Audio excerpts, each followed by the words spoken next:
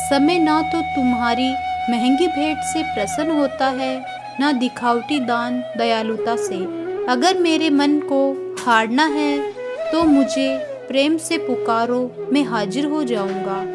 अवास्तविक चीजों को लेकर मन में कभी डर पैदा मत होने दो।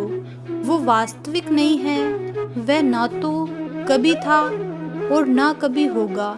इसके विपरीत जो वास्तविक है वह हमेशा से था और उसे ना तो बदला जा सकता है, ना कभी नष्ट किया जा सकता है। जो मनुष्य किसी अच्छे काम में लगा हुआ होता है, आने वाले समय में उसका अंत कभी बुरा नहीं होता। मनुष्य अपनी 3 प्रमुख कृत्यों द्वारा नरक के द्वार पर पहुंचता है। वे तीनों कृतियां काम, क्रोध और लोभ हैं। मनुष्य का समस्त निर्माण उसके विश्वास के फलस्वरूप होता है। जैसा वह सोचता है उसी के अनुरूप वह बनता है। परिवर्तन इस संसार का नियम है। एक नज़र में तुम असीम संपत्ति के मालिक बन सकते हो, दूसरी नज़र में तुम दरिद्र बन सकते हो। इस इंसान के रूप में इस धरती पर तुम्हारे कुछ कर्तव्य हैं। अनिवार्य रूप से अपने कर्तव्य को निभाओ। किसी से सच्चा प्रेम होना शुद्धता और दिव्यता का प्रतीक है। जो कुछ भी हुआ है उसमें तेरा कोई योगदान नहीं है, इसलिए तुम्हारी सारी परेशानियां व्यर्थ है।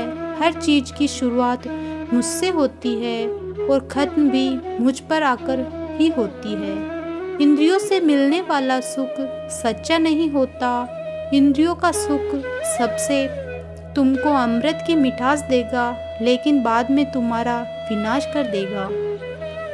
तुम अपने जीवन को सार्थक बना सकते हो, लेकिन इसके लिए तुम्हारे मेरी शरण में आना जरूरी है।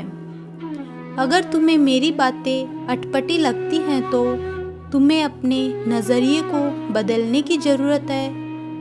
अभी तुम चीज़ों को उस तरह से नहीं देखते हो जिस तरह से मैं देखता हूँ। अगर एक बार तुमने मुझ पर विश्वास कर लिया तो तुम्हें जीवन में कभी निराश नहीं होना पड़ेगा। एक बार जो मुझ पर विश्वास करता है उसको मैं कभी नहीं छोड़ता। श्री कृष्ण कहते हैं, जो मेरे भक्तों के साथ धोखा करता है उसके लिए मैं सबसे बड़ा शत्रु हूँ। अगर किसी ने मेरे भक्त को एक बार भी धोखा दिया तो जन्मों जन्मों तक मैं उसका उद्धार नहीं करता। इस देवत्व का सर्वोच्च मैं हूँ, सब कुछ मुझ पर निर्भर है। अगर तुमने मेरे बारे में जान लिया तो तुम्हारे कल्याण निश्चित है। मैं हर दिल को एक मंदिर की तरह देखता हूँ। जो दिल जितना सुंदर होता है वहाँ मैं उतना ही अधिक ठहरता हूँ। भगवान श्री कृष्ण के चरण कमल इतने पवित्र हैं कि जो कोई उनकी शरण लेता है तुरंत शुद्ध हो जाता है। इस दुनिया में तुम प्रेम सभी से करो लेकिन पूर्ण रूप से विश्वास किसी पर मत करो। अगर तुमको भरोसा करना है तो केवल कृष्ण पर करो। मन बड़ा चंचल है, इसलिए अपने मन को स्थिर रखो, उसको कभी व्यथित मत होने दो। आपने जो कुछ भी किया वह आपके साथ एक दाग की तरह चलेगा, इसलिए अपने कर्म में शुद्धि लाओ।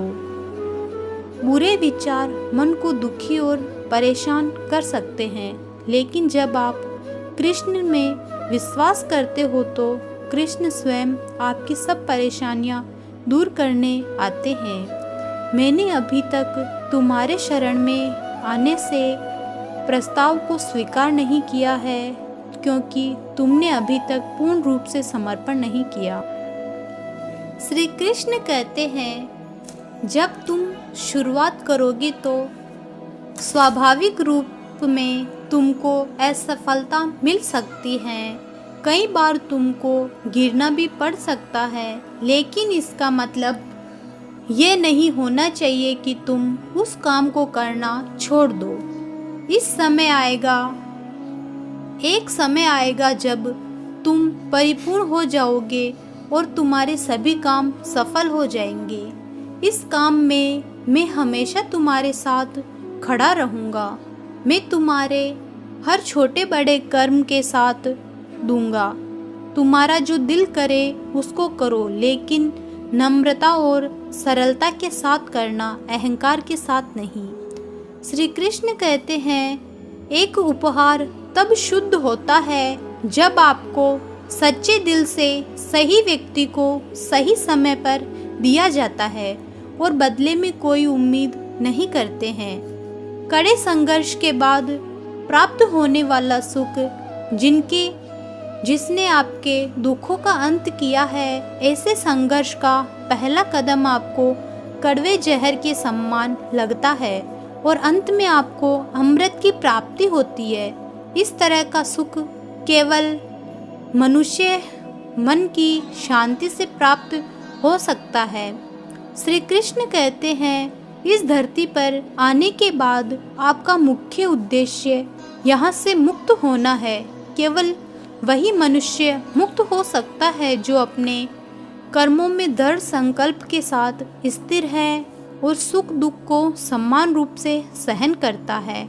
दोस्तों, मनुष्य अपनी आत्मा की बात सुन सकता है, वह मुझसे बात कर सकता है और देख भी सकता है। अपने सभी कर्मों को कृष्ण पर केंद्रित होकर करो। आसक्ति को त्याग दो। सफलता और असफलता को एक समान दृष्टि के साथ देखो, क्योंकि आध्यात्मिकता का अर्थ ही होता है संभाव। वह मनुष्य जिसने घृणा को त्याग दिया, जो सभी प्राणियों के साथ समान व्यवहार करता है, जो सुख दुख और दर्द पीड़ा से अप्रभावित है, जिसके अंदर करुणा भरी हुई है और मन शांत है, उसने सही मायने में मुझे प्राप्त कर लिया। यही वह मनुष्य है जिसको मैं सबसे अधिक पसंद करता हूँ। इस विशाल संसार में तुमको केवल कर्म करने की छूट है। इसके अतिरिक्त फल की इच्छा और स्वार्थ सब निरर्थक है। ये सब सोचकर कभी किसी काम की शुरुआत मत करो कि इसका तुमको कोई फल मिलेगा। बिना किसी लालसा के कर्म करो।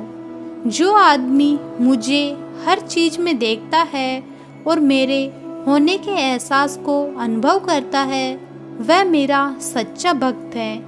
ऐसे भक्तों से मुझे प्रेम है। इंद्रियों का काम ही है भटकना। जब कोई मनुष्य अपना मन उनके पीछे छोड़ देता है तो समझ लीजिए कि उनमें छेद वाली नाव में सवारी शुरू कर दी है, जिसका डूबना तय है। ऐसा कोई नहीं है जिसको सदियों से अस्तित्व है और ना ही ऐसा कोई है जिसका सदियों के बाद अस्तित्व रहेगा। यहाँ सब कुछ स्थायी नहीं है। वह सभी चमकदार वस्तुओं में प्रकाश के स्रोत के रूप में स्थित है। वह सभी प्रकार के अंधकार से परे और अव्यक्त हैं। इस ज्ञान का विषय है, वही ज्ञान का लक्ष्य है। वह सबके हृदय में विराजमान है, वो है श्री कृष्ण। तुम उसी को देख पाते हो जो तुम हो और तुम वही हो जो तुम देखते हो। मैं सभी के घरों में निवास करता हूँ। मेरी ऊर्जा सभी जगह समान रूप से वितरित है। जो मुझे पहचान लेता है उसको मैं भक्ति रस प्रदान करता रहता हूँ। जो सर्वनाश कर सकता है, मेरे रुकने की वजह मेरे भक्त हैं। जिस दिन मेरे सभी भक्त मर जाएंगे, मैं सर्वनाश कर दूंगा। श्री कृष्ण कहते हैं, जो व्यक्ति अहंकार से मोहित होकर अपने कर्मों को अंजाम देता है, मैं उसके खिलाफ खड़ा होता हूँ। तुम हमेशा के लिए यहाँ रुकने वाले नहीं हो। तुम्हारा जीवन बहुत सीमित है। जो मनुष्य यहाँ आता है वह अपनी क्षमता को तलाशने के लिए आगे बढ़ता है। ये गलत नहीं है। अगर तुम निस्वार्थ भाव से अपनी गति करते हो, स्वभाव के द्वारा निर्धारित कर्तव्य का पालन करने से कोई पाप नहीं होता। हम वास्तव में कभी दुनिया का सामना करते ही नहीं हैं। यहाँ रहकर हम जो भी अनुभव करते हैं वे हमारी इंद्रियां हैं। तुम केवल अपने कर्म पर नियंत्रण कर सकते हैं।